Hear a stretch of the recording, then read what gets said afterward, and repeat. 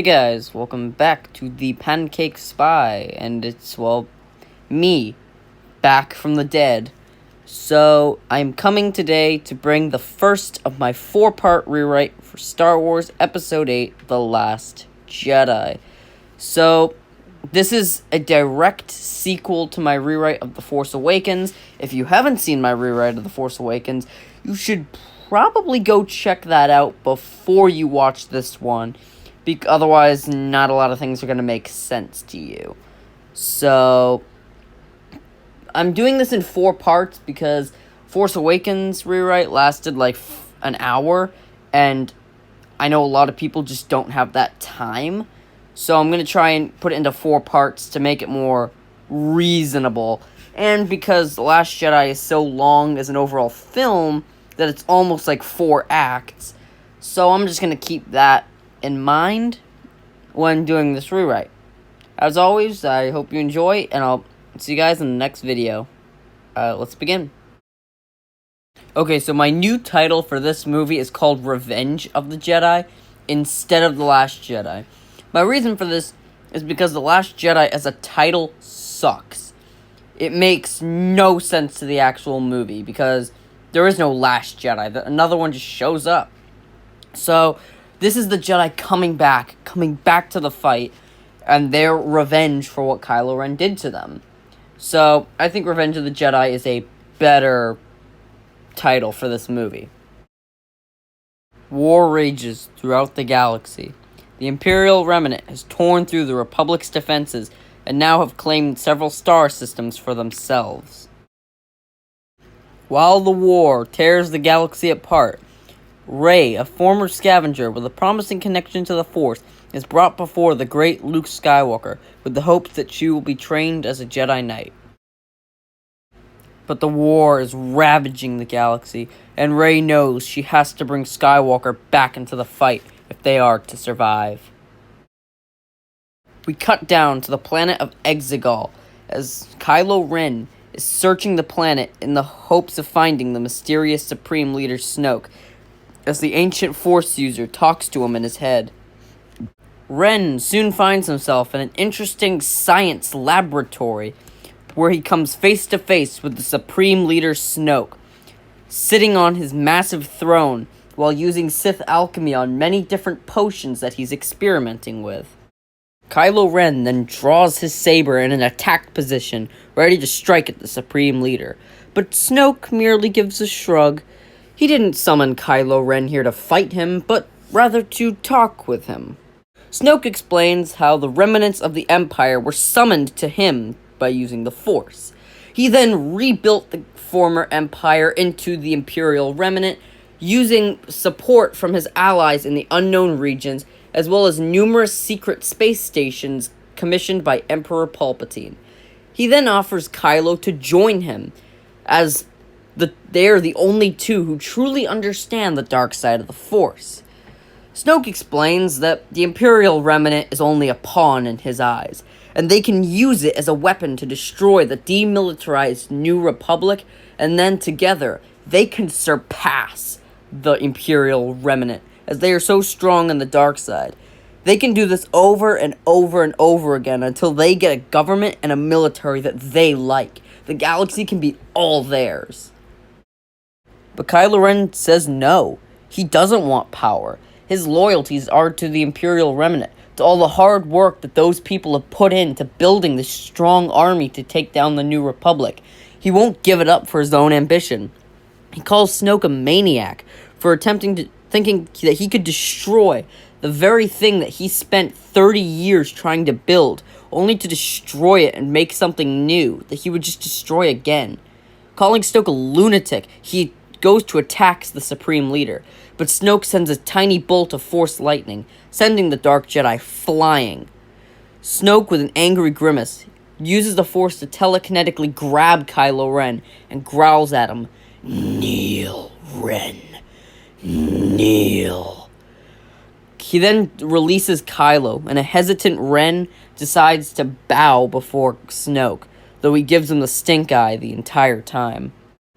Snoke then grimaces, telling Kylo that he doesn't want to be his enemy. He He wants to be his friend, as he's the only other one who truly understands the power of the dark side. He then tells Kylo that it doesn't matter at this point. They should just be allies. But Kylo is his subordinate and he is Kylo Ren's boss, and that's how it should be. Snoke just says he wants to work a little more personally with Kylo. And then, after a moment of silence and going back to his throne, he says, "Now, about what happened on Starkiller Base with, the girl." We then cut to the planet of Coruscant, where all hell is breaking loose. The Imperial Remnant and the New Republic in a full-scale war, which shows us that the Imperial Remnant's retaliation for Starkiller Base is the takeover of Coruscant.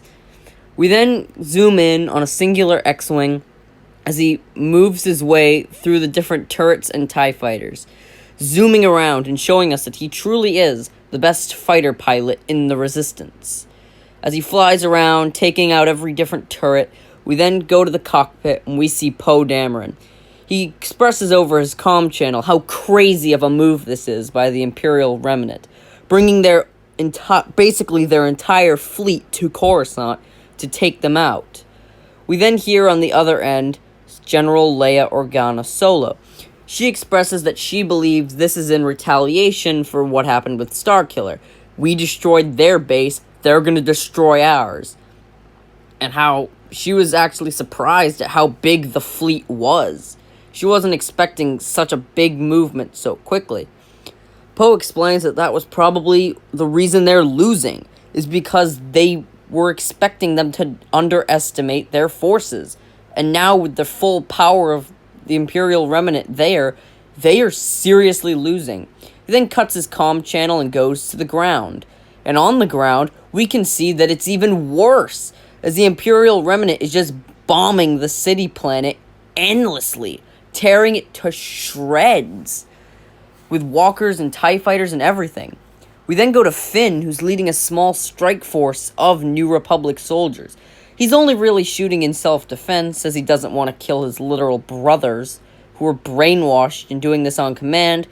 But even as good as they are, the Imperial Remnant stormtroopers are pushing them back far too much. They're just completely outnumbered. And the stormtroopers are closing in with casual ease. Sensing all the pain and death and suffering, Leia orders everybody to retreat back to the New Republic ships. They're leaving. They have to get off this planet. The Imperial Remnant is too strong. They can't defeat it. They must retreat. Poe, trusting Leia more than any other person, calls in his X-Wing squadron and tells them to retreat. However, they are extremely far away from the capital ship, as they were the lead strike force against the Star Destroyers. They make their way back, but because they were so far away, a lot of the X-Wings end up blowing up or being killed, with many of the pilots and ground troopers dying, as they were so far away from their allies. However, it doesn't matter, as the New Republic ships all escape Coruscant, leaving the now destroyed city planet in the hands of the Imperial Remnant. We then cut to Ahch-To, where Rey is handing Luke Skywalker his old lightsaber, where Mara Jade is standing behind her, watching. As Luke grabs the old saber, he looks it over, examines it, with a look of pain and anger in his eyes, when he turns up and asks, "Who are you?" Rey responds with, "Well, my name is Rey, and I'm a former scavenger." Luke says, "Yeah, and how did you make your way to meeting Master Jade?" Rey says, "I got knocked out in a fight and she picked me up." Mara then chimes in, saying that she found Rey on Starkiller Base. Luke then turns to Mara and says, "You and I have to talk about this." We then find ourselves at Luke's Jedi Temple on the planet of Ahch-To. It's a little later in the day, and we then go in to see Luke and Mara discussing things. "So you're saying this girl wielded a lightsaber against Kylo Ren with no training?"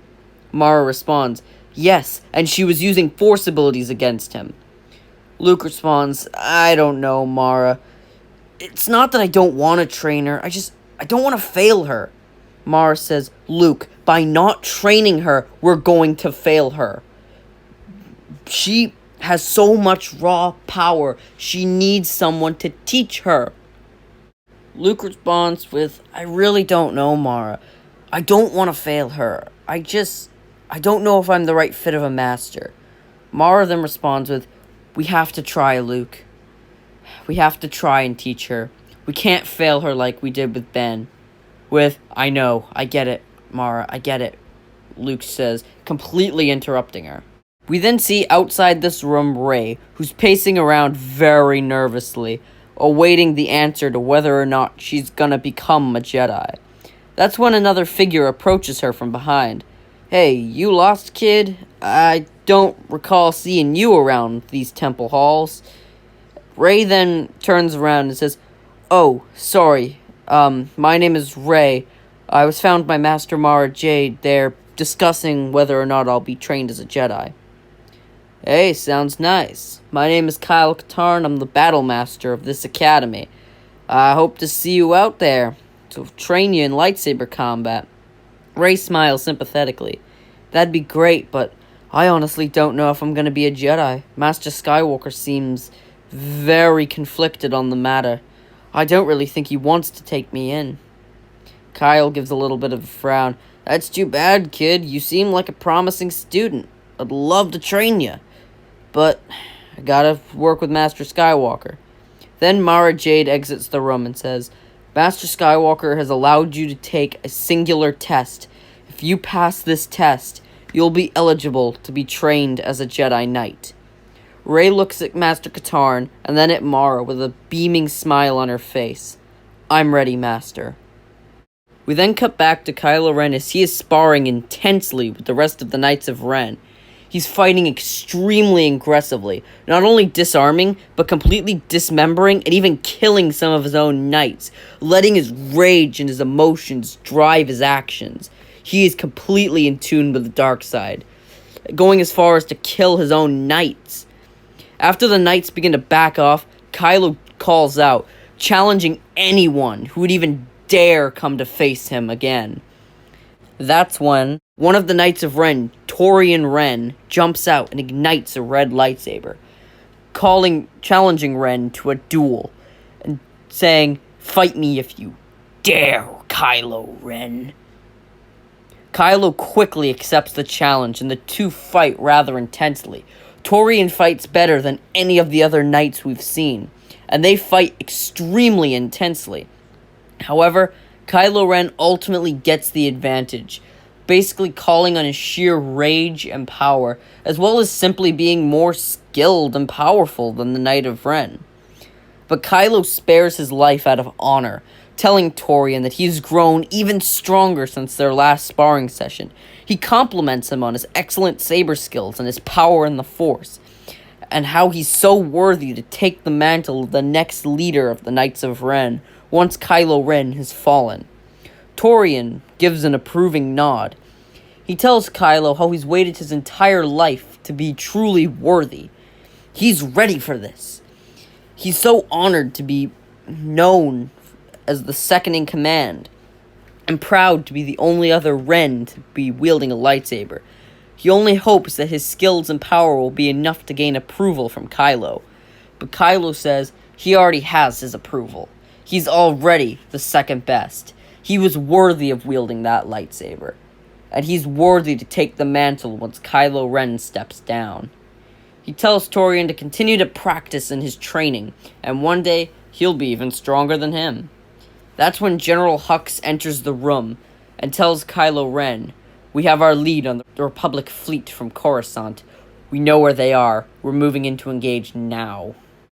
We then go back to the New Republic fleet as it's flying through space, escaping the Imperial Remnant. And then we go inside to a Republic meeting, where many of the senators and war leaders are all discussing what had happened. Many of them are shocked to their cores that the Imperial Remnant completely overtook Coruscant. Leia then takes the stage, saying that the Imperial Remnant's army is bigger than any of them could imagine. They have to play this safe. They have to fight back, but they have to fight cautiously. They can't just run into the charge and without knowing what truly lies ahead. They're going to play a cautious approach. But many of the senators disagree. Some of them just say that why don't we just completely surrender to the Imperial Remnant? They already took over Coruscant completely. They'll take every planet down unless we stand down and we surrender to them. But Poe Dameron chimes in, saying they have to trust Leia's leadership, trust her judgment. She will get them through this. She's done this before. She's fought the Empire time and again. She'll do it now. They have to trust her judgment, and then they'll get Coruscant back. But the senators still fight back, saying they trusted Leia, and now Coruscant's gone. Now, there's only one true organization to truly trust in now, and that is the Imperial Remnant. They have the true power. They have the true military. They should bow to them. Then Amilyn Holdo, hear me out, guys, then jumps out and discusses how they have to keep fighting. They can't stand down just yet. They have to keep fighting and still show that they have a chance. A lot of the senators still do argue over this and how they do have to surrender or they could keep fighting. However, the communications are all of a sudden get fuzzy and then they completely get jammed. And that's when the Imperial Remnant fleet, led by the Supremacy, exit hyperspace. They fly in right behind the New Republic Star Destroyers and completely start firing on them with all their battery power. We then get a space battle between the Republic and the Imperial Remnant, and it is an absolute failure for the Republic, as the Imperial Remnant just overwhelms the forces. Also, since Poe didn't actually make it to the battle, they are very overwhelmed. However, the Star Destroyers are unable to board the ships, but Kylo Ren's shuttle, as well as a few First Order transporters, are able to break through the hangar bays and enter in. Kylo Ren leads the charge of his Knights of Ren and Imperial Remnant stormtroopers as he carves a bloody path of meat bags for his followers to follow. However, as soon as he reaches the main bridge, he is stopped by his mother, Leia, who calls out to him. This completely freezes Kylo in his tracks, as he's too conflicted to strike down his own mother. How can he truly do that? The emotional conflict completely freezes him, and interestingly enough, Torian Ren also shares the same level of conflict as Kylo, completely freezing in her very presence. But not the stormtroopers.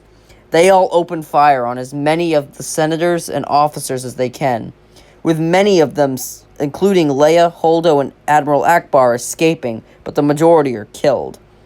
The rest of the Knights of Ren give Kylo and Torian very dirty looks for their cowardice and their failure to strike down such renowned senators. Meanwhile, we watch Poe, Finn, and the rest of the Resistance troopers completely annihilating the Imperial Remnant soldiers, gunning them down, while Finn a little less, and completely pushing them back. General Hux then enters the bridge and tells Kylo Ren that they have to leave, so that the stormtroopers are being pushed back by New Republic forces, and they can't gain allies. They have to retreat right back to the Supremacy and keep them at bay. That's when the screen shifts, and we go back to Rey on Ahch-To, cleaning up her lightsaber for a little dust. That's when she looks up, and she spots Kylo Ren, and Kylo Ren spots her on the flagship. The two of them stare at each other for a long time, before they both draw their sabers and they begin to duel.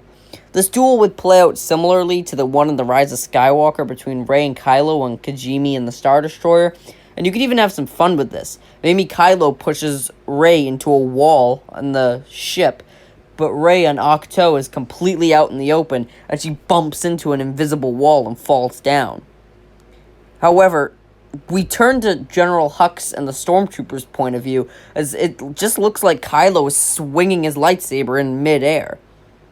General Hux almost has a Ronan the Accuser, "What are you doing?" kind of moment, looking at Kylo with complete humiliation and disgust at how humiliating Kylo is making his army look right now. Kylo is completely embarrassed by this as Rey completely vanishes, trying to find his words to really explain what the hell just happened. He just says it's a Force user thing. Well, I don't care if it's a Force user thing or not. We are escaping to the Supremacy.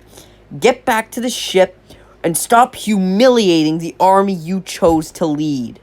We then see from Rey's point of view as she sees Kylo's vision slowly fading away. Seeming as she got the advantage, she goes for the killing strike. However, the vision vanishes, and Mara Jade replaces the vision. She quickly blocks the strike with her purple lightsaber, and after realizing that Mara Jade is here, Rey deactivates her lightsaber. Mara asks Rey what the hell she was doing in the open, just swinging a lightsaber like that. Rey says, I was practicing with my lightsaber for the test, trying to come up with an answer, and Mara Jade scolds Rey, saying that swinging a lightsaber out in the open is a very dangerous thing to do and something she should not have been doing. She tells her to, next time, be more careful and more considerate towards other Jedi possibly walking around the area. And then tells her Master Skywalker has the test ready, we gotta get going. And the two walk off towards the test. And that concludes part 1 of my 4-part rewrite for Star Wars Episode 8, The Last Jedi. I hope you guys enjoyed this part. I'm a little happier that it's shorter and I can kind of flesh out each part of the story. As always, like, and if you want to subscribe, you can. Don't feel forced. I never want any subscriber to feel forced, or any viewer to be forced to subscribe. But anyway, I hope you stick around for part 2, and I'll see you guys next time. Peace out.